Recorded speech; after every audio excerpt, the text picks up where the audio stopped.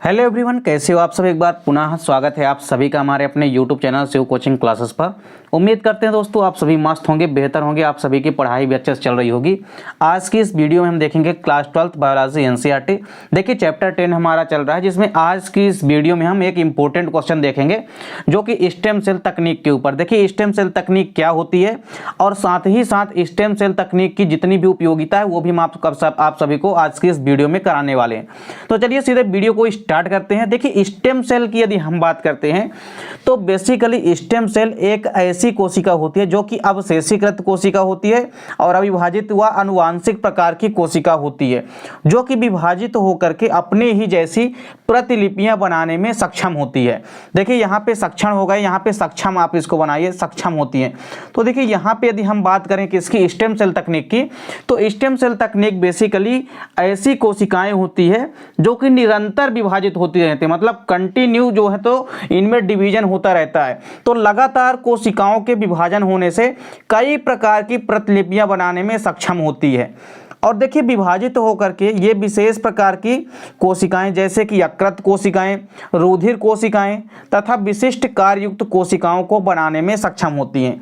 तो stem cell की यदि हम बात करते हैं तो स्टेम सेल तो कोशिका एक ऐसी कोशिका जो कि लगातार विभाजित होती रहती है और उसके लगातार विभाजित होने से कई प्रकार की कोशिकाएं बनती है। ये मुख्य रूप से काफ़ी इंपॉर्टेंट इसलिए भी है कि इसमें एक ही बार कोशिका के विभाजन से, या आप ऐसा कह सकते हैं कि इस कोशिका के विभाजन से केवल ऐसा नहीं है कि एक ही प्रकार की कोशिका बनेगी, कई सारी प्रकार की कोशिकाएं बनेगी। जैसे आप यहाँ पे एग्जांपल के लिए देख भी सकते हैं, जैसे लीवर सेल होती है, इसके अलावा जो ब्लड में पाई जाने वाली सेल्स हैं, चाहे वो आपकी आरबीसी हो, या इसके अलावा आप देख सकते हैं कुछ विशिष्ट प्रकार की कार्ययुक्त कोशिकाएं जैसे कि पेशीय कोशिका हो गई, इसके अलावा तंत्रिका कोशिका हो गई यानी नर्व सेल हो गई। तो इस प्रकार से ये कोशिकाएं विभाजित होकर के कई प्रकार के सेल का निर्माण करती है। तो देखिए स्टेम कोशिका की यदि हम बात करते हैं तो ये कोशिकाएं नियमित रूप से विभाजित होती रहती है और नियमित रूप से विभाजन से नई प्रकार की कोशिकाएं बनाती है तथा ये विशिष्ट रूप से ऊतक जो होते हैं उनकी मरम्मत करने का भी कार्य करती है। तो ऊतकों के मरम्मत का भी कार्य करती है। तो कोशिकाओं के विभाजित होने से ही कई सारी गतिविधियां नियंत्रित होती है। जैसे फॉर एग्जांपल देखिए यदि कहीं भी चोट लग जाती है तो वहां से ब्लड निकलने लगता है, लेकिन जैसे ही कहीं पर चोट लगता है वहां पे उस घाव वाले स्थान पे लगातार कोशिका विभाजित होती रहती है, जिसके परिणाम स्वरूप ही कहीं ना कहीं वहां पे रक्त का थक्का यानी कि रक्त की क्लॉटिंग वहां पे होती है, जिस कारण से फिर रक्त कुछ टाइम बाद रुक जाता है। तो यदि कोशिका विभाजन जहां पे नहीं होता है तो उस अंग को ठीक होने में बहुत समय लगता है। जैसे मस्तिष्क में कोशिका विभाजन बहुत कम मात्रा में होता है या कि ना के बराबर होता है, इसलिए मस्तिष्क पर यदि चोट लग जाती है तो लगातार खून बहता रहता है और जिस कारण से वहां पे खून की कमी हो जाती है। तो इस प्रकार से कोशिका विभाजन अहम रोल निभाता है। तो देखिए कोशिका के विभाजित होने से ही कई प्रकार की कोशिकाएं बनती है और ये विशिष्ट प्रकार की कोशिकाएं ही स्टेम कोशिका कहलाती है।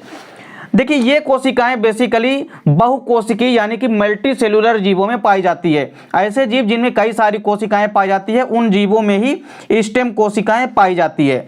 देखिए स्टेम सेल शब्द का प्रयोग सबसे पहले एक रशियन वैज्ञानिक है जिनका नाम है एलेक्जेंडर मैक्सिमोव, इन्होंने सबसे पहले स्टेम सेल शब्द का प्रयोग किया था। देखिए स्टेम सेल का यदि आप एग्जाम्पल देखें तो अस्थि मज्जा एवं पाचन तंत्र की जो स्टेम कोशिका होती है ये ऊतकों के नवीकरण तथा मरम्मत का कार्य करती है। जैसे एक एग्जाम्पल यहाँ पे दिया गया है, इस प्रकार कई जगह स्टेम सेल पाई जाती है। तो बोन मेरो या अस्थि मज्जा में या इसके अलावा जो पाचन तंत्र की स्टेम कोशिकाएं होती है ये क्या करती हैं कि टिश्यू यानी कि ऊतकों की नवीकरण करती हैं और साथ ही साथ इनके मरम्मत करने का भी कार्य करती हैं।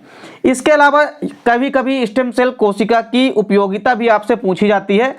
तो यदि स्टेम सेल कोशिकाओं की उपयोगिता देखें तो सबसे पहले इसकी उपयोगिता क्या है कि जो नष्ट हुए ऊतक होते हैं जैसे बाल, दांत, रेटिना आदि का रिप्लेसमेंट।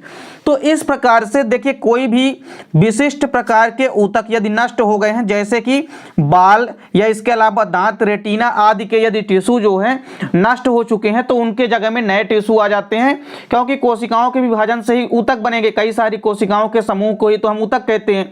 तो इनमें नए ऊतकों का निर्माण होगा और इस प्रकार से जो नष्ट हुए ऊतक हैं उनका रिप्लेसमेंट जो है नए प्रकार के ऊतक ले लेते हैं। इसके बाद देखिए दूसरी उपयोगिता क्या है, तो दूसरी उपयोगिता क्या है कि मधुमेह के उपचार में भी सहायक होता है। स्टेम सेल कोशिका देखिए मधुमेह, जिसको कि आप डायबिटीज या शुगर रोग भी कहते हैं, तो मधुमेह रोग के उपचार में भी सहायक होता है स्टेम सेल तकनीक।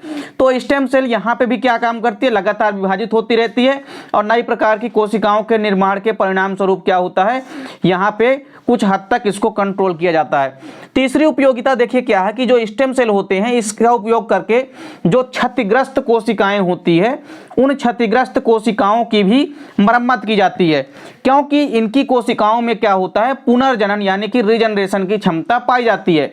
तो इसी रीजनरेशन की क्षमता के परिणाम स्वरूप ही जो स्टेम सेल कोशिकाएं होती है वो क्षतिग्रस्त हो जाती है और क्षतिग्रस्त होने के परिणाम स्वरूप क्षतिग्रस्त कोशिकाओं को स्टेम कोशिकाएं क्या करती है, बचाव करती है, या स्टेम कोशिकाएं जो है पुनर्जनन की क्षमता इनमें पाई जाती है और यह क्षतिग्रस्त कोशिकाओं की मरम्मत करते हैं।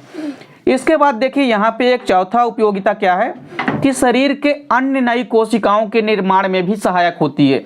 यदि स्टेम सेल तकनीक की बात करें तो ये नए प्रकार की कोशिकाओं के निर्माण में भी सहायक होती है। तो इस प्रकार से स्टेम सेल तकनीक की जितनी भी उपयोगिता है आपको याद रखनी है, क्योंकि अक्सर स्टेम सेल तकनीक क्या है इसकी उपयोगिता भी पूछी जाती है।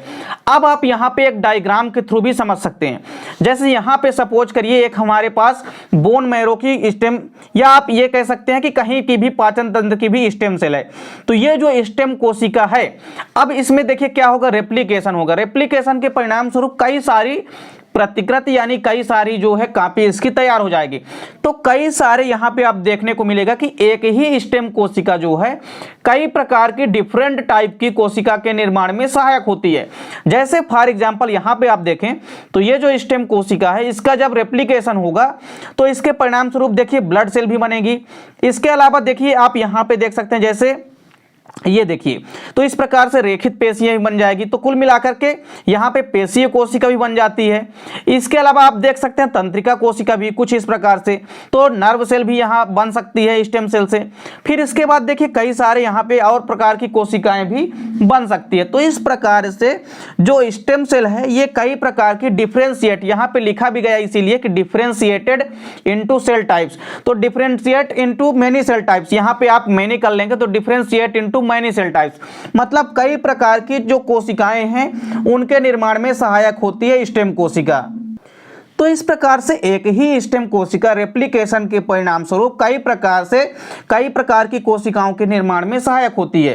तो स्टेम कोशिकाएं लगातार विभाजित होने वाली कोशिकाएं हैं, जिसके लगातार विभाजन से कई प्रकार की अलग अलग प्रकार की कोशिकाएं जो है बनती है। तो इस प्रकार से स्टेम कोशिका क्या होती है, तो स्टेम सेल तकनीक क्या होती है, स्टेम सेल तकनीक की जितनी भी उपयोगिता है ये आपको तैयार करना है।